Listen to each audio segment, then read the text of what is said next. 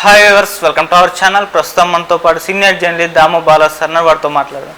నమస్కారం sir. YCP అధికారం కోల్పోయాక వాళ్ళ హయాంలో జరిగినవన్నీ కూడా స్కామ్లే అని చెప్పేసి ఒక్కొక్కటిగా బయటకు తేవడం మనం చూస్తున్నాం సార్. అయితే ఇప్పుడు వైసీపీ కార్యాలయాల పైన కొన్ని రోజుల నుంచి కూడా దాడులు జరుగుతున్నాయి.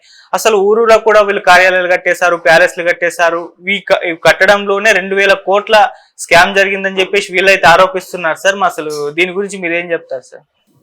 మామూలుగానే బ్రిటిష్ కాలం నుంచి ఒక సామెత ఉంది. అదేమన్నా కుక్కని చంపాలనుకుంటే దాని ముందుగా పిచ్చి కుక్కని ప్రచారం చేయి, అప్పుడు జనం దాన్ని చంపితే అందరూ హ్యాపీగా ఫీల్ అవుతారు, ఎందుకంటే అమ్మయ్య పిచ్చి కుక్కని చంపేశారని.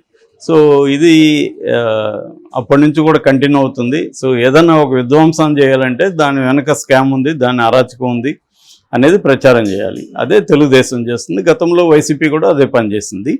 ఇప్పుడు తెలుగుదేశం ముఖ్యంగా లోకేష్ ఒక పెద్ద ట్వీట్ చేశాడు. అందులో 26 జిల్లాల్లో వైసీపీ కట్టుకున్న ప్యాలెస్లు అని వాళ్ళు మాట్లాడుతున్నారు. సో ఆఫీసుల్ని ప్యాలెస్లు కట్టుకున్నారు. ఇది దాదాపు 2000 కోట్ల స్కాము. మామూలుగా 26 ఆఫీసులు 900 నుంచి 1000 కోట్ల మార్కెట్ వాల్యూ ఉంటుంది.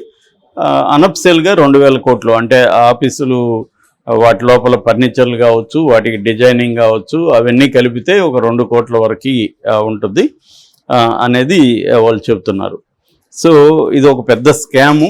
ఇందులో నిషేధిత ల్యాండ్స్, ఇరిగేషన్ డిపార్ట్మెంట్కి సంబంధించింది, దేవాలయ భూములు, తర్వాత అసైన్డ్ ల్యాండ్స్, ఇలాగంతా కూడా వీళ్ళు వాళ్ళ ప్రభుత్వం ఉన్నప్పుడు చేసుకున్నారు అనేది వీళ్ళు ప్రధానంగా ఆరోపిస్తున్నారు.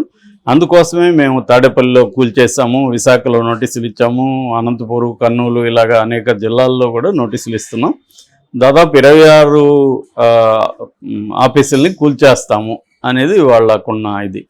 అంటే వైసీపీ పార్టీ ఆఫీసుల్ని ఎక్కడా కూడా లేకుండా చూసుకొని వాటినన్నిటినీ స్వాధీనం చేసుకోవడం, వాటి మీద కేసులు పెట్టేయడం, వాటిని కూల్చేయడం, ఇది తెలుగుదేశం చేస్తున్న ప్రజెంట్ ప్రోగ్రామ్. అంటే వైసీపీ అధికారంలోకి రాగానే జగన్ చేసిన ఫస్ట్ పని ఏంటంటే ప్రజావేదికను కొలగొట్టడం. సో ఇప్పుడు వీళ్ళు కూడా అప్పుడేమో అది కూల్చేసే ప్రభుత్వం, ఇది కట్టే ప్రభుత్వం కాదు కూల్చే ప్రభుత్వం అనేది మాట్లాడారు. సేమ్ వీళ్ళు కూడా అదే పనిలో ఉన్నారు. వీళ్ళు కూడా కూల్చే ప్రభుత్వం అనే దీంట్లో ఉన్నారు. దీంతో ఇప్పుడు వైసీపీ నాయకులు కూడా బయటకు వచ్చి మాట్లాడుతున్నారు. వైసీపీ అఫీషియల్గా కూడా ట్వీట్ చేసింది పార్టీ. వైసీపీ నాయకుల్లో మాజీ ఎమ్మెల్యే జేఆర్ సుధాకర్ బాబు నిన్న మీడియాతో మాట్లాడారు.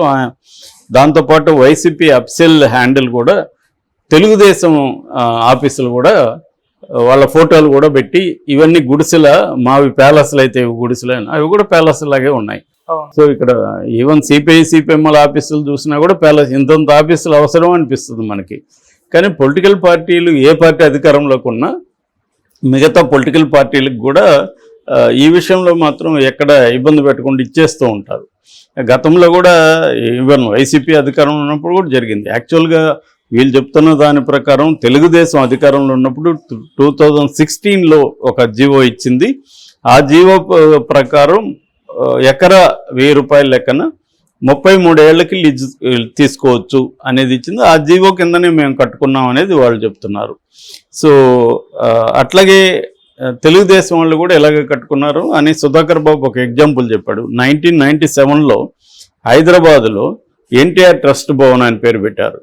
యాక్చువల్గా అది టీడీపీ ఆఫీసు, కానీ దాన్ని అలా కాకుండా వాళ్ళు ఏం చేస్తారంటే శిక్షణ తరగతులు ఇస్తాం, పేదలకు చదువు చెప్తాము అని చెప్పి అక్కడ తీసుకున్నారు. ఆ బిల్డింగ్ విత్ సైట్ అక్కడ 1000 కోట్లు అవుతుంది. దాని మధ్య సాఫ్ట్వేర్ కంపెనీలకు, లేకపోతే అదేదో ఆ మధ్య దీనికి కూడా ఇచ్చారు, మన గ్రాఫిక్ కంప్యూటర్ గ్రాఫిక్స్ ఆఫీస్కి కూడా ఇచ్చారు. వాటికి రెంట్లు ఇస్తా ఉన్నారు. దానికి వాళ్ళు ఎప్పుడు కూడా పేదలకు చదువు చెప్పింది లేదు, సేవలు చేసింది లేదు. అది తెలుగుదేశం ఆఫీస్గానే వాడుకున్నారు. మరి అది ఎట్లా సాధ్యమైంది అనేది ప్రశ్నిస్తున్నారు. అట్లాగే శ్రీకాకుళం డిస్టిక్లో టీడీపీ 25 కోట్ల విలువ చేసే 2 ఎకరాలని వాళ్ళు తీసుకొని లీజుకి తీసుకున్నారు. 99 ఏళ్ళకి పెట్టుకున్నారు. అట్లాగే గుంటూరు ఆరండలపేటలో 2015లో 100 గజాలు తీసుకొని పక్కనున్న 1500 గజాలని కబ్జా చేసి బ్రహ్మాండమైన ప్యాలెస్ కట్టుకున్నారు. సో ఇవన్నీ గుడిసెల మావి ప్యాలెస్లు అయితే అని వాళ్ళు కూడా ఫోటోలు పెట్టారు. సో దీన్ని బట్టి ఇప్పుడు ప్రజలు కామెంట్లు చూస్తే మనకి ఏమర్థమవుతుందంటే అన్ని ఆఫీసులను కూడా దీని మీద ఎంక్వైరీ వేయండి. All political parties, Congress, CPI, CPM, Janasena, Telugu Desam, YCP అందరు ఆఫీసుల మీద కమిటీ వేయండి. రిటైర్డ్ జడ్జి లేకపోతే సిట్టింగ్ జడ్జి మీదతో కమిటీ వేయండి. ఎవరెవరు ఎక్కడెక్కడ ఎలా అక్రమాలకు పాల్గొన్నాయి అందరిది బయటికి తీయండి. అప్పుడు న్యాయంగా ఉంటుంది. ఓన్లీ ఒక పార్టీది టార్గెట్ చేసి ఆ పార్టీ అక్రమాలు అని చెప్పి ఆ పార్టీ ఆఫీసులను కూడగొట్టడం కరెక్ట్ కాదని చాలామంది కామెంట్లు పెడుతున్నారు. ఈ వైసీపీ వాళ్ళది మాత్రమే టార్గెట్ చేస్తే ఈ తెలుగుదేశం ఆఫీసులు కరెక్ట్గా ఉన్నాయా, వాళ్ళు ఆక్యుపై చేసి కట్టుకోలేదా? వైజాగ్లో కూడా అమర్నాథ్ కూడా అదే చెప్పాడు, ఇక్కడ కూడా వాళ్ళు పొరంబోకి ల్యాండ్ని తీసుకొని కట్టుకున్నారని. సో మనకు క్లియర్గా దీన్ని బట్టి అర్థమయ్యేది ఏమంటే ఎప్పుడైనా కూడా ఒక పార్టీ అధికారంలో ఉన్నప్పుడు ఇంకొక పార్టీ చేసిన అరాచకాలని బయట పెడుతుంది.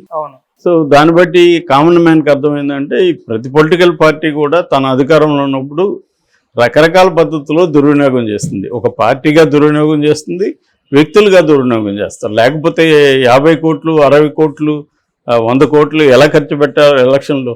నిన్ననే ఒక ఫ్రెండ్ చెప్తున్నాడు, అనంతపురం ఒక నియోజకవర్గంలో అతను అసెంబ్లీలో ప్రమాణ స్వీకారం చేయకముందే అక్కడున్న వ్యాపారవేత్తలకి, ఇండస్ట్రియలిస్టులకి అంతా కాల్స్ వెళ్ళాయంట. తెలుగుదేశం ఎమ్మెల్యే అతను కాల్స్ వెళ్ళి వచ్చి మా బావగారిని కలవండి అని ఫోన్లో వెళ్ళాయంట. అంటే వెళ్ళి కలిసి కప్పం చెల్లించమని. ఇది ప్రతి చోట జరిగేదే. ఇది అది తెలుగుదేశం ఉందా, కాంగ్రెస్ ఉందా, వైసీపీ ఉందా, బీఆర్ఎస్ ఉందా, బీజేపీ ఉందా అనేది ఇమ్మెటీరియల్. ఏ పార్టీ అధికారంలో ఉన్నా ఇండస్ట్రియలిస్టుల దగ్గర డబ్బులు లాగడం, కాంట్రాక్టుల దగ్గర డబ్బులు లాగడం, ల్యాండ్స్ని కబ్జా చేయడం, ఇవన్నీ అందరూ చేసే పని. ఇది ఒక పార్టీ అధికారంలో ఉన్నప్పుడు మాత్రం ఇంకొక పార్టీ మీద ఇది అక్రమం, ఇది అన్యాయం, అందుకే మేము కూలగొట్టామని చెప్తారు. సేమ్ లాంగ్వేజ్ మనం కానీ 2019 నుంచి పేపర్లో చూస్తే అప్పుడు ఈ వైసీపీ కూడా ఇదే లాంగ్వేజ్ వాడింది. వీళ్ళు ఎకరాలు ఆక్యుపై చేసుకున్నారు, దుర్వినియోగం జరిగింది అని. అప్పుడు కూడా మనకి చంద్రబాబు హైత్ హోటల్లో 17 కోట్లు ఎంతో ఖర్చు పెట్టాడు. ఆయన ఫ్యామిలీతో అక్కడ ఉండాల్సిన అవసరమే ఉంది. సో అట్లాగే హిమాలయ వాటర్కి ఎంత అయింది, ఫుడ్కి ఎంత అయింది, ఇలాగ వాళ్ళు కూడా అప్పుడు లెక్కలు తీశారు. స్టాప్ పడుతుంది అనేది చూడాలి యాక్చువల్గా. సో వాళ్ళు డిమాండ్ చేస్తున్నట్టుగా అందరు ఆఫీసుల మీద ఎంక్వైరీ పెట్టి ఎక్కడెక్కడ ఎవరెవరు ఏ ల్యాండ్స్ ఆక్యుపై చేసుకున్నారు, తర్వాత 33 లీజుకి ఎలా తీసుకున్నారు, వీళ్ళు ఏ అక్రమాలు జరిగాయి అనేది సర్వే చేస్తే నిజంగా బాగుంటుంది. అట్లా కాకుండా ఓన్లీ వైసీపీ ఆఫీసులని మాత్రమే టార్గెట్ చేస్తే వాళ్ళు రివర్స్లో చేస్తారు. జనాలకి అప్పుడు అర్థమవుతుంది కదా, మీరు చేశారు వాళ్ళు చేశారు బాయ్, ఇక్కడ ఏమీ నీతిమంతులు ఏమీ లేదు అనేది అందరికి అర్థమవుతుంది.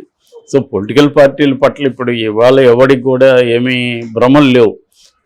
కాకపోతే ఇది కాకపోతే అది చూద్దాం, అది కాకపోతే ఇది చూద్దాం అని ట్రై చేస్తారు తప్ప ఇదేదో గొప్ప పార్టీ, తెలుగుదేశం గొప్ప పార్టీ అని వీళ్ళు నమ్మేయడం లేదు, లేకపోతే వైసీపీ గొప్ప పార్టీ అని గతంలో నమ్మిందేం లేదు. మారుతూ ఉంటుంది అంతే. ఈ వీళ్ళ వరస్ట్ ఫేజ్ ఒక 5 ఏళ్ళు అనుభవించిన తర్వాత ఇది వద్దరా అది బెటర్ అనుకుంటారు. ఏమీ నేర్చుకోము అనే విషయాన్ని నేర్చుకుంటాం అన్నాడు. So this is pride's quotation. అట్లాగే పొలిటికల్ పార్టీలు కూడా గతంలో మనం ఎలా చేసాము, వాళ్ళు వచ్చినాక మనమేది చేశారు, ఇప్పుడు మనం చేస్తున్నాం, రేపు వాళ్ళు వస్తే మనమేది చేస్తారు అనే లెసన్ ఏమీ నేర్చుకోవట్లేదు. సో దాని బదులు ఈ రివెంజ్ డ్రామాలు ఆపి ప్రజలకి మనం ఏం చేద్దాం అనే దాని మీద ఫోకస్ చేస్తే బాగుంటుంది. పవన్ కళ్యాణ్ లాంటి వాళ్ళు కూడా దీని పట్ల సైలెంట్గా ఉండడం కరెక్ట్ కాదు. మరి ఈరోజు క్యాబినెట్ మీటింగ్ ఉంది, దాంట్లో ఏమన్నా చర్చిస్తారేమో చూడాలి. Okay sir, thank you so much sir.